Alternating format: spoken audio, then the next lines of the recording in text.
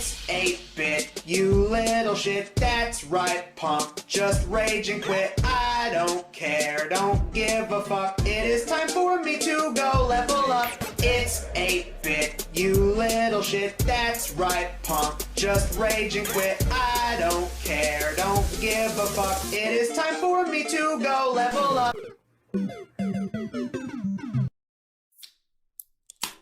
Alright, so I'm going to educate y'all and tell y'all a little bit about the history of gaming, more specifically the console wars, and what took place between all these big companies in the gaming industry. So first it starts with Atari. You know, they had some good games, some great games. Some people said they had the greatest video game of all time, and that is obviously E.T. by Katy Perry featuring Kanye West. But after that game did so well financially, it caused a huge economic crash, even worse than we're seeing nowadays, right? But then along comes Nintendo, and Nintendo's like, okay, yeah, that's tight, but we can do better, right? So what they did was they created the new greatest game of all time, Mario Brothers, right? Starring Chris Pratt, Charlie Day, all those boys. They come in, and it was a beloved game, obviously. And then they turned around and made the sequel, which actually wasn't a sequel. It was actually a game called Doki Doki Panic, or as it was translated over here in America, Harry Potter 2 for some reason. And then after that, they made the follow-up, which was the one that blew it all out of the water, and that was Mario Brothers 3. That game was so huge, they even made an entire movie starring that kid from the Wonder Years, you know, Ben Savage.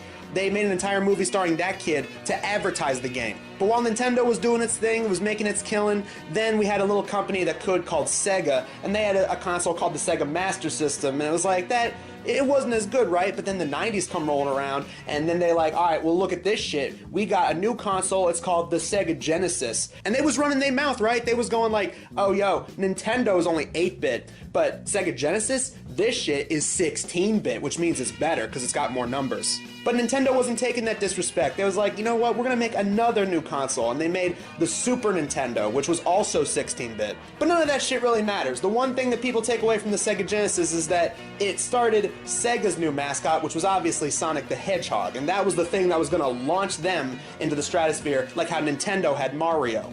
And that's when Sega, they started flying too close to the sun, or however that saying goes, because then they started making more add-ons to their console. This is back when consoles came with add-ons as a way to try and keep a console's life expectancy going, kind of like life support. First thing they tried was Sega CD, which was their first attempt at making a CD-based console, which nowadays, you know, we can just download games online, and games always come on CDs, but back then, shit was revolutionary.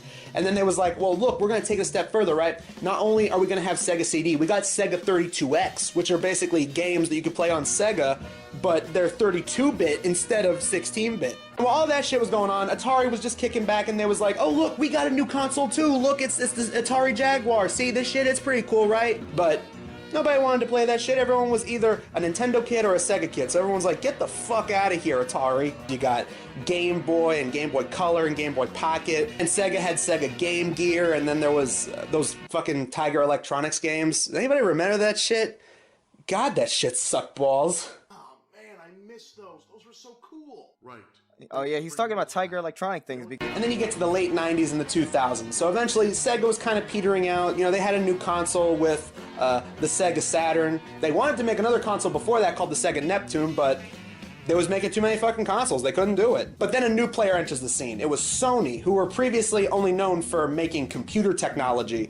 And so they decided to throw their hat into the ring into the console wars, and they gave us the PlayStation. And then Microsoft saw what they was doing and it was like, oh, we can do that too. So then what do? They make the first Xbox in the 2000s to kind of rival that. This was a way later, but in the late 90s, like 1996 or so, that was when it was PlayStation, Sega Saturn, and Nintendo 64. And at this point, it was all about trying to move over to CD technology and over to 3D graphics. And let me tell you, the graphics in games back then, boy, work of art. Pixar was learning how to make movies from the animation that was in this shit. It was legendary. And then eventually, Sega just petered out. They let themselves get bought out by Nintendo, their competition, and, you know, it gave people what they wanted for people who wanted to see Mario and Sonic on the same screen with, you know, those Olympic games. But at this point, Nintendo was kind of taking a back seat. They was staying in their lane. The console wars pretty much moved over to Xbox and PlayStation. They was fighting it out.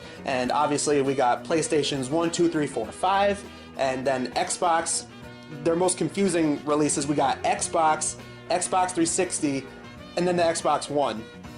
So I can only assume that the next ones are going to be Xbox 1, 2, 3, 4, 5, and so on and so forth. I think that's how counting works, right? And then there's a whole other side story in there about like PC gaming, people playing games on computers, downloadable games, places on like Steam, and other places like that. You know, there's like PC ROM games involved, I think, and like Newground porn games and stuff like that. 64 bits, 32 bits, 16 bits, 8 bits, 4 bits, 2 bits, 1 bit.